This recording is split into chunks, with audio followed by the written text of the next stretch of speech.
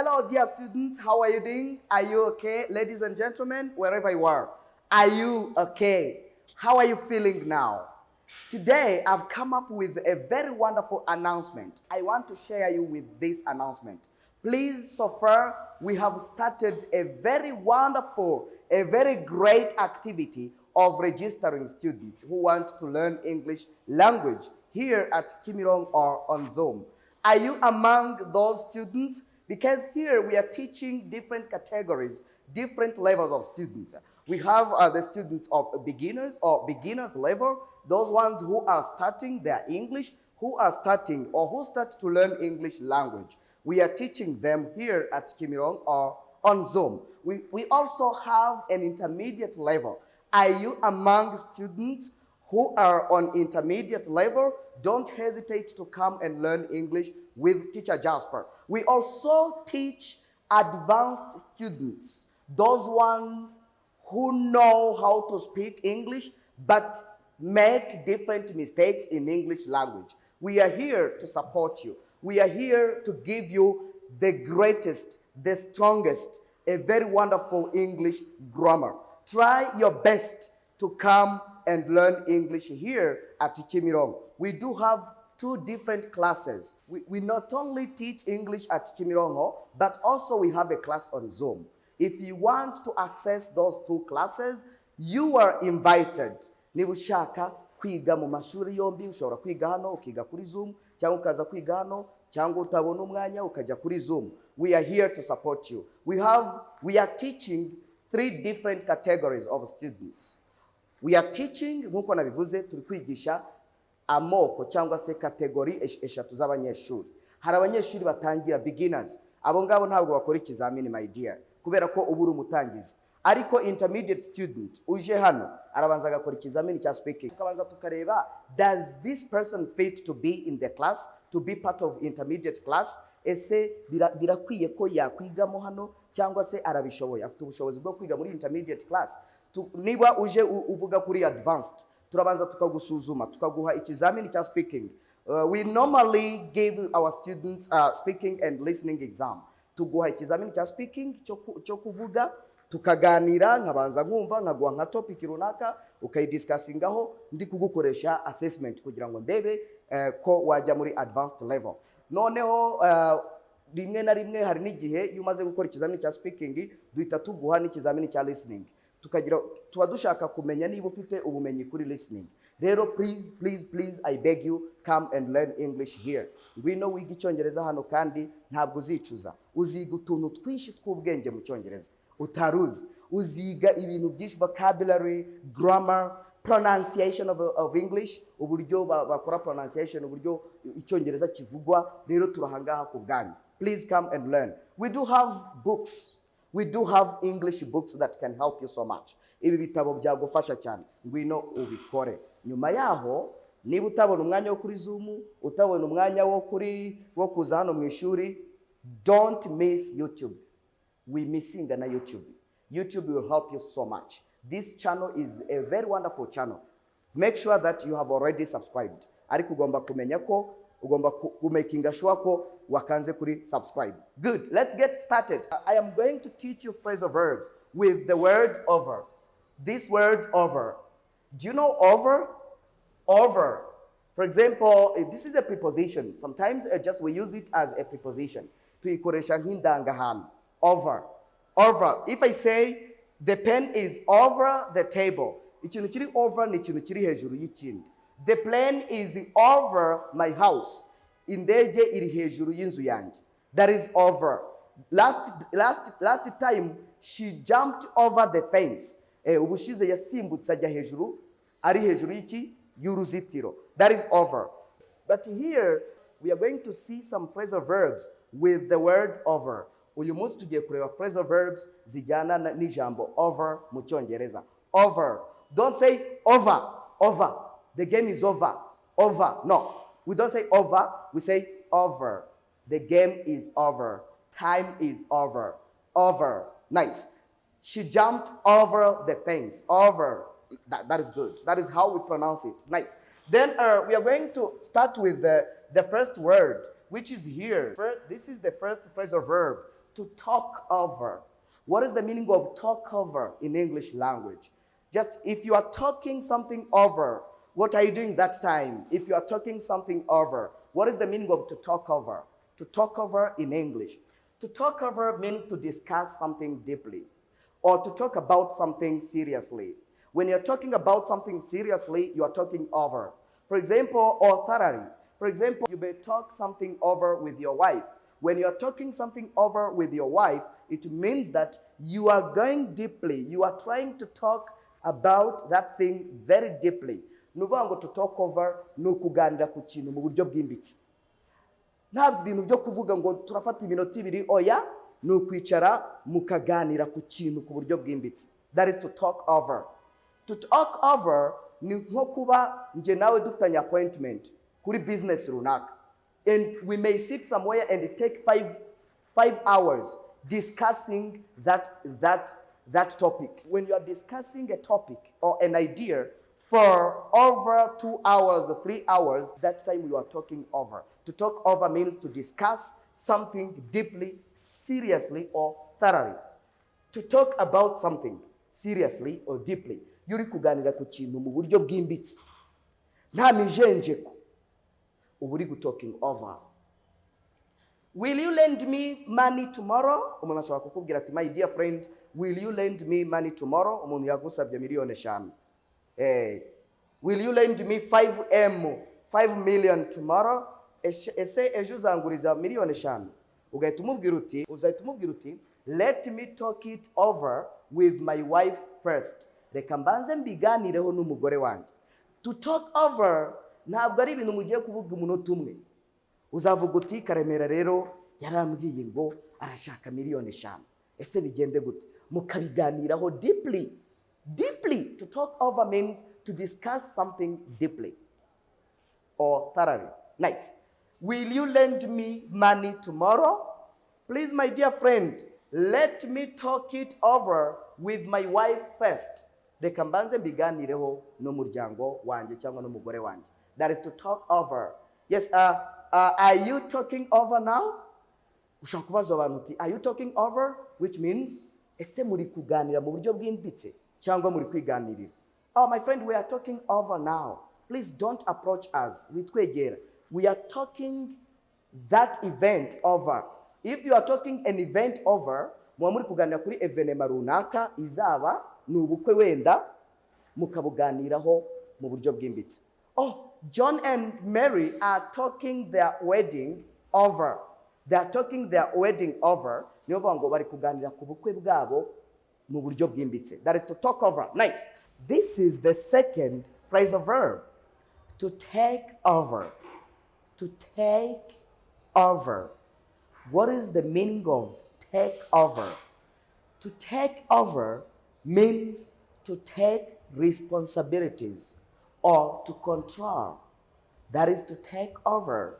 To take over ni ukugira gute? Ni ukuyobora. Cyangwa se kuba wafata ahantu kahayobora. Kuba wafata inshingano. Wenda uzambuye undi muntu cyangwa se uzihawe. That time you are taking over. To take over mu Cyongereza. You can say Ibrahim Traoré took over the country last 5 months ago. Ibrahim Traoré, this is the current president of Burkina Faso. Uyu ni president uriho ubu ngubu muri Burkina Faso. Ushaka kuvuga uti Ibrahim Traoré took over the country last 5 months ago. Mu mezi 5 ashize. Ibrahim Traoré yafashe igihugu. Yes. Nice. That is to take over. Have you understood? Take over? Nice. Good. Then here we have to go over. To go over. To go over means to consider. To consider. Don't say consider. To consider. Consider. To go over means to consider, to check, to scrutinize, to analyze, or to examine. Do you read it as examine or examine? Here, we read this word as examine. To examine. Muri make, to go over bisobanura gusuzuma. Gusesengura. To assess. Kugenzura ikintu runaka mbere yo kugikoresha cyangwa se mbere yo kugishyira mu bikorwa. That is to go over. For example, I can say, please let us go over these plans before the implementation. Please let us go over these plans before the implementation. Bishatse kuvuga ngo mureke tubanze dusesengure, twanarize, turebere hamwe, dusuzume iyi migambi cyangwa izi gahunda zacu mbere yo kuzishyira mu bikorwa cyangwa ibitekerezo dufite mbere yo kubishyira mu bikorwa. That is to go over. Next, then to get over. To get over is to recover from the sickness. When you are recovering from sickness, you are getting over. To get over no gukira indwara. To recover from sickness. Example, nshobora kukubaza nti, my friend, did you get over the COVID-19? Did you get over COVID-19? Ese wakize COVID? Ugahita umbwira uti, oh teacher, no, I'm still sick. I am still suffering. Ndacyababara. I am still sick. Ndacyarwaye. When you say I am still sick, it means that you still have that disease. Uracyafite iyo ndwara. For example, uyashobora kubaza ngo, did she get over her flu? Ese yakize gripe yari afite? Did she get over her flu? Ugahita usubiza uti, no, she is still sick. She is still sick. Aracyarwaye. To get over means to recover from sickness. To recover from sickness. Then to be over. Oh, time is over. Ujya ubyumva. That is verb to be over. Time is over. For example, you can say, the wedding ceremony is over. When something is over, it comes to an end. When something comes to an end, we say that it is over. In English language, that thing is over. For example, you can say, this film will be over at 6 p.m. Ubuvuze ngo iyi filime irarangira saa 12 z'umugoroba. That is to be over. For example, I can say, my class is over now. Ubuvuze ngo ishuri ryanjye rirarangiye. My class is over now. Nice. Then to moon over. To moon over means to spend much time thinking about someone or something. That is to moon over. To moon over nukuja hanu. Just when you are sitting somewhere thinking about someone or something deeply, that time you are mooning over. To moon over nugutekereza cyane ku kintu runaka. Rimwe na rimwe ari igihe tubikoresha tuvuga kuri gutekereza ku kintu ariko nanone kidafite n'agaciro cyane mu buryo utagakwiye kubugitekerezaho cyane. That is to moon over. For example, you can say he spends all his time mooning over his girlfriend. Ubuvuze ngo afata umwanya we wose atekereza ku nshuti ye y'umukobwa. That is to moon over. My friend, are you mooning over? Yes. Are you mooning over? Ugomba nkubajije ni ese uri gutekereza cyane? Yes, I am in my bedroom. What are you doing there? Ese uri gukora iki mu cyumba cyawe? I am mooning over. I am mooning over. Ubuvuze ngo ndi gutekereza cyane. That is to moon over. You should understand all these phrasal verbs. They are here for you. They are here to help you. These phrasal verbs are here to help you. Try your best to understand them. Then after this lesson, please allow me to give you the message. Mumwanya nguhe message. Nyemerera. Allow. Don't say allow me. Allow. No. We write it like this. Turyandika gutya ariko tugasoma allow. Allow me to give you the message. Nice. Uyu munsi ntabwo twize ijambo ry'umunsi ariko nyine niringire. Allow. Yes. Impamvu tutashizeho ijambo ry'umunsi nuko aya magambo nayo ni vocabulary. Nayo ni amagambo nyine. Yeah, y'umunsi ni vocabulary. Nice. Good. My dear student, this is the message. This message is very important to you. Iyi message irakureba cyane. Cyane irareba abantu ba despairing, biheba mu buzima. Never despair. Sometimes the world doesn't give you what you want. Not because you don't deserve it, but because you deserve much more in the future. So, be patient. One day the sun will shine. Bishatse kuvuga ngo rimwe na rimwe isi ntabwo iguha ibyo ushaka. Ariko kubitabiguha ntibisobanuye ko utabikwiye. It doesn't mean that you don't deserve it. Ahubwo bisobanuye ko ukeneye noneho cyangwa se ukwiye ibyiza cyane imbere. Niba isi itari kuguha ibyo ukwiye uyu munsi, it doesn't mean that you don't deserve it. Ntabwo bisobanuye ko utabikwiye. But it means that you deserve much more in the future. Ahubwo bivuze ko ukwiye byinshi, iri kuguteganyiriza ibyiza byinshi imbere yawe. So, be patient. Nuko rero mu by'ukuri ihangane. One day the sun will shine. Umunsi umwe izuba rizakwakira. Izuba rizava. Umucyo uzaza, uzabona byinshi. Hello dear students, how are you doing? Are you okay? This is another great opportunity for you to speak English very fluently. Are you ready to learn this lesson? Today, I'm going to teach you some English phrasal verbs. I'm going to show you how to use these English phrasal verbs and their meanings. Please stay tuned. Be together with us until the end of this lesson. You are going to learn more. You are going to benefit. You are going to get skills in English language.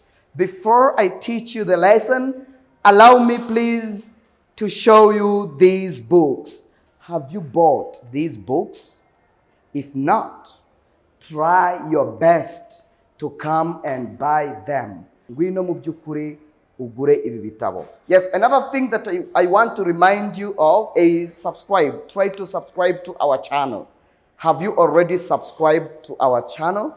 Wamaze gukanda kuri subscribe kugira ngo ube umunyamuryango wacu. Good. Niba wabikoze aho ni sawa. Niba utabikoze uri kwihemukira cyane. Good. We are going to start the lesson with the word bumps. What is the meaning of bumps? What are bumps? Bumps ni iki? Bumps cyane cyane tubibona mu muhanda. Bumps ni byo twita dodane. Bumps. Ushobora kubwira umuntu ukamubwira uti please drive slowly because there are bumps ahead of you or ahead of us. Please drive slowly because there are bumps ahead of us. Nyamuneka gabanya twara gake kubera ko hari dodani imbere yacu. Please drive slowly because there are some bumps ahead of us. Those are bumps. Mu Cyongereza bumps nicyo twita dodane. Nice. Then now we are going to get started with the lesson. Are you ready? Yes, this is the lesson of the day. I'm going to teach you how to use these English phrasal verbs. These English phrasal verbs. Abantu bahora bakurikira amasomo yacu, ijambo phrasal verbs ntabwo ari ubwa mbere mu ryumvise. A phrasal verb ntabwo ari ubwa mbere mwumvise a phrasal verb. Then we are going to start with the first phrasal verb, to bump into. What is the meaning of bump into? To bump into is to meet someone unexpectedly. To meet someone unexpectedly is to bump into. Unexpectedly. Unexpectedly. Unexpectedly. Unexpectedly. Repeat. Unexpectedly. Ntinze kuri iri jambo kubera ko nzi ko rishobora kukugora in terms of pronunciation. Unexpectedly. Guhura n'umuntu mu buryo utari wateguye nibyo bita to bump into mu Cyongereza. To meet someone unexpectedly, accidentally, mu buryo bw'impanuka utaruzi, utexpectingaga, without any expectations. expectations. Expectations. That is to bump into, to meet someone accidentally, unexpectedly. For example, you can say, yesterday I bumped into my old primary school teacher when I was shopping. Yesterday I bumped into my old primary school teacher when I was shopping. Ejo nahuye by'impanuka na mwarimu wanje wa kera wanyigishije muri primaire. Twahuriye mu isoko ndi guhaha. That is to bump into. Who did you bump into last week? Mu cyumweru cyashize wahuye nande mu buryo budasanzwe, mu buryo utari witeze. Ushaka kuvuga uti, oh teacher, last week I bumped into my classmate when I was shopping. Mu cyumweru cyashize nahuye n'umunyeshuri twiganye cyangwa twigana mu gihe nari ndi kugira gute, nari ndi guhaha. That is to bump into. Yes. Then call off. To call off means to postpone. To postpone. To call off is to postpone or to cancel. To cancel. To cancel ni kugira gute, ni ugusubika cyangwa guhagarika. To stop something from happening. Ni uguhagarika ikintu, gukomeza kuba. To call off. Ushobora kuvuga uti, we must call off our wedding because of the pandemic. Just to call off ni nko gusubika. Guhagarika ikintu kubera impamvu. Wenda kikazagaruka ukazakigarura ariko kubera impamvu runako ukagicanceling. That is to call off mu Cyongereza. We must call off our wedding because of the pandemic. Tugomba gusubika, guhagarika ubukwe bwacu kubera icyorezo. That is to call off. Call off. Oh my friend, why did you call off that appointment? Why did you call off that appointment? Kuki wasubitse ya gahunda twari dufitanye? Please, I called off the appointment because I was overloaded last week. Mu byukuri babarira nyamuneka, nahagaritse, nasubitse ya gahunda twari dufitanye yo guhura kubera ko nari mfite byinshi byo gukora mu cyumweru gishize. That is to call off. Call off. Yes. Why do you call off the appointments every day? Kuki ukunda gusubika gahunda tuba dufitanye? That is to call off. Nice. Then here we have to find out. To find out no gutahura. That is to discover. Discover no gutahura ikintu utaruzi. Last week I found out that John was a big robber. Mu cyumweru cyashize natahuye ko John yari igisambo ruharwa. That is to find out. To find out gutahura. For example, last week I found out the truth. Naje gutahura ukuri. Naje kumenya ukuri kubyari bihari icyo gihe. That is to find out. Find out. Gutahura ikintu utaruzi. Yes, I found out that information. Natahuye ya makuru. Bajyaga bayamisha, but I found it out. To find the information out, nukumenya, is to get something, to discover, kuvumbura, gutahura. Nice. Then let us continue with number 4 here. To pay back. To pay someone back, nukwishura. This is to return the money you borrowed from someone. Yes. When you are returning the money you borrowed from someone, you are paying them back. That is to pay back. Please, when will you pay me back? When will you pay me back? Uzanyishura ryari. That is to pay back. To pay back. Yes, he likes to borrow money from people, but he doesn't like to pay back. Ushobora kuvuga uti, he likes to borrow money from people, but he doesn't like to pay back. Mu byukuri akunda gusaba amafaranga, akunda kugusaba abantu amafaranga, ariko ntakunda kugira gute, kwishyura. That is to pay back. Nice. To pay back. Nice. You can say, please, can you lend me 5,000? I will pay you back tomorrow. Yes. Please, can you lend me 5,000? For example, you have, yes, you have 5,000. Yes. For example, I have 5,000 here. Then you can come to me and say, please, teacher, can you lend me 5,000? I will pay you back tomorrow. I will pay you back tomorrow. Nzaya kwishyura ejo. That is to pay back. When will you pay me back? If I lend you this 5k, ninguha iyi 5k. When will you pay me back? Ushobora guhita umbwira uti, please teacher, I will pay you back when I get a salary. Nimbona umushahara, I will pay you back. Yes, that is to pay back. Kwishyura umuntu. Yes. Then here, to pay back nanone bisobanura to take revenge.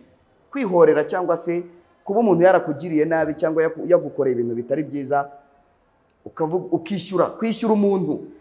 Kumwishyura atari amafaranga. Nyamara ibintu nkoreye nzakwishyura. I will pay you back. That is to pay back. To pay back nanone bisobanura kwishyura umuntu ibyo yagukoreye kandi bitari byiza. Ariko ushobora gupayinga back someone positively. Umpaye amata nari mfite inyota, one day I will pay you back. Positively birashoboka nabyo. Nanjye nzakwishyura, nanjye nzayaguha, nanjye nzaguha ibirenze. That is to pay back. Nice. Jen ate all the donuts I made. Ushaka kuvuga uti John ate all the donuts I made. Donuts ni iki? Donuts in English means amandazi. Jenny yariye amandazi yose nakoze ejo. Yes. But I will pay her back for this. Ariko ibi ngibi nzabimwishyura. But I will pay her back for this. To pay someone back for something that they have done, it is to return what they did for you to them. Yes. Nukugarura ibyo bakoze nawe ukabibishyura. That is to pay back. Atari amafaranga. Nukwishyura umuntu ikibi yagukoreye cyangwa se gishobora kuba ni icyiza. That is to pay back. Nice.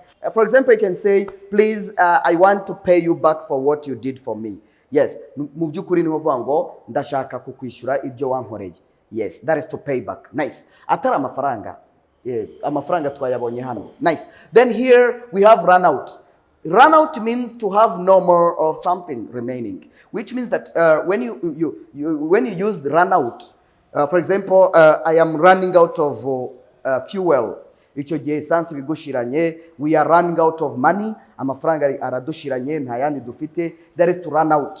Yes, to have no more of something. Kuba nta kindi kintu gisigaye. To have no more of something, that is to run out. For example, here you can say, we don't have coffee now. Nta kawa dufite ubu ngubu. Yesterday we ran out of it. Iti irasimbura coffee. Yes. Yesterday we ran out of coffee, or yesterday we ran out of it. Mu byukuri ejo hashize ikawa yaradushiranye, niyo mpamvu bakiriya bacu ni mwihangane. We don't have coffee now. Yesterday we ran out of it. To run out of something is to have no more remaining. Nice. Then we have to check on. To check on means to make sure something or someone is safe. Yes. When you are checking on, you are making sure that something or someone is safe or okay. To check on nukugenzura ko ikintu kimeze neza. Ariko nanone ubikora umwanya ku mwanya, umunota ku munota. That is to check on. For example, I can say, doctors should check on their patients every minute. Doctors should check on their patients every minute. Abaganga bakwiye bagomba kujya basura abarwayi buri munota kugira ngo bamenye ubuzima bwabo ko bameze neza. That is to check on. Check on. For example, I can say, she always checks on her mother because her mother is very sick. Buri gihe agenzura ko mama we ameze neza kubera ko mama we arwaye. Agenzura niba nta kiri kugenda kibi, nta kibi kiri kumubaho cyane. That is to check on. To check on. You should try your best to revise these phrasal verbs. Now this is the right moment for the message. Are you ready? Nice. Let's go for the message. My dear student, this is the message for you to grasp. You should never give up because of one bad chapter in your life. You should never give up because of one bad chapter in your life. Keep going on, or keep going. The story of your life, the story of your life doesn't end in that chapter. You still have a lot of opportunities ahead of you. Let me repeat. Never give up because of one bad chapter in your life. Keep going.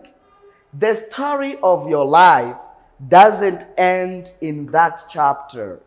You still have a lot of opportunities ahead of you. You still have a lot of opportunities. You still have a lot of opportunities. Uracyafite amahirwe menshi imbere yawe. Niyo mpamvu udakwiye guhagarara mu buzima kubera ko hari ikintu kibi cyaje mu buzima kimwe. Ushobora kuba warahungabanye ukagira akantu kakubaho kabi mu buzima ugahita uvuga uti ubuzima bwanjye burarangiye. No, you still have a lot of opportunities ahead of you. Uracyafite amahirwe menshi imbere yawe. That's why niyo mpamvu you should keep going. Niyo mpamvu ugomba gukomeza kugenda. You should keep going, please. Yes. Never give up because of one bad chapter in your life. Keep going. The story of your life doesn't end in that chapter. You still have a lot of opportunities ahead of you. Ntukigere ucika intege kubera ikintu kimwe cyakubayeho mu buzima. Kubera iki? Ugomba kugira gute? Gukomeza. Ubuzima bwawe cyangwa story y'ubuzima bwawe ntabwo ishingiye kuri icyo cyakubayeho. Kuko gifite amahirwe menshi yo kugira gute? Yo gutera imbere cyangwa se yo kubaho neza. I am Teacher Jasper. We are together for the next lessons. Bye bye and try to buy our books and come to learn English. Kandi ngwino wige Icyongereza mu byukuri. Bye.